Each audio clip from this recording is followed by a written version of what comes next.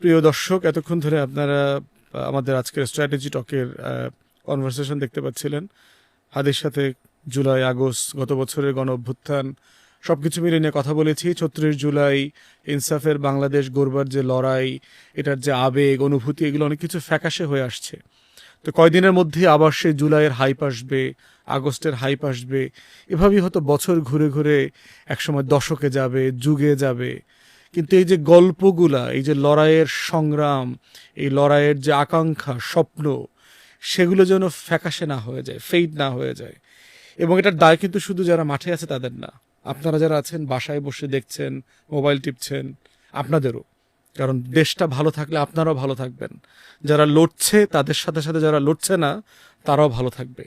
তো সেই পুরো স্বপ্নটা মিলেই হচ্ছে আমাদের নতুন আজাদির লড়াই, দায় ও দরদের ভিত্তিতে বাংলাদেশ দুই গড়বার লড়াই, সবার আগে বাংলাদেশ বানানোর যে স্বপ্ন এবং লড়াই, সেই স্বপ্ন। তো এই আশা ব্যক্ত করে আজকে আমাদের যে পডকাস্ট আমার বাংলাদেশ আমার কথা উইথ ব্যারিস্টার ফুয়াদ শেষ করছি। পরবর্তী এপিসোড দেখবার আমন্ত্রণ জানিয়ে ভালো থাকবেন। সালাম আলাইকুম।